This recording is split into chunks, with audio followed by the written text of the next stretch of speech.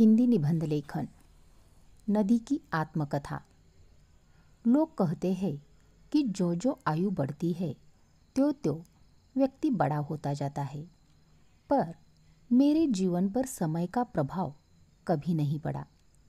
आज भी मैं दौड़ती हुई चलती हूँ और निर्भय होकर विविध प्रदेशों में विचरण करती हूँ। मेरा जन्म यहाँ से बहुत दूर एक पर्वत प्रदेश में हुआ है। मेरा बचपन उस पर्वत की हरी भरी सुंदर घाटियों में बीता है। जीवन की वह सुबह कितनी सुहावनी थी। दिन भर कल कल का संगीत गुनगुनाती हुई, वृक्षों के साथ लुका छुपी खेलती हुई, चट्टानों पर से कूदती हुई, अपनी अटखेलियों में सदा मस्त रहती है। मैं आगे ही आगे बढ़ती जाती। एक दिन घाटियों को लांघकर, चट्टानों को तोड़ती फोड़ती मैं एक खुले मैदान में पहुंच गई। यह स्थान मेरी जन्मभूमि की अपेक्षा बहुत नीचा था। यहाँ मेरी गति धीमी पड़ गई। यहाँ मेरे दोनों ओर हरी हरी घास अपनी शोभा बिखेर रही थी। एक दिन मैंने बहुत से मनुष्यों को अपनी ओर आते हुए देखा। वे मेरे किनारे झोपड़ियाँ बनाकर रहने लगे। वे मुझ में स्नान करते, मेरे पानी से अपने कपड़े धोते और मेरा जल पीकर प्रसन्न रहते। धीरे धीरे बहुत से गांव मेरे किनारे बस गए। इस तरह मैं लोकमाता बन गई। मेरे तट पर धीरे धीरे अनेक नगर बसते गए।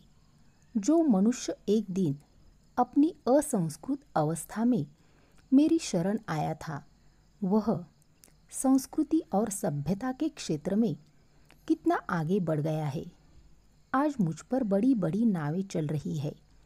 मुझ पर पुल बांधे जा रहे हैं, बांध बनाए जा रहे हैं।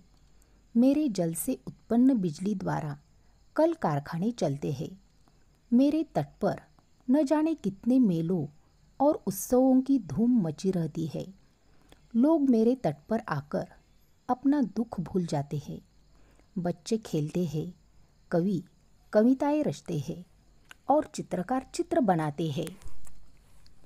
किंतु जहाँ मैं सभ्यता की जननी हूँ, वहाँ मैंने न चाहते हुए भी कई बार उसका विनाश भी किया है।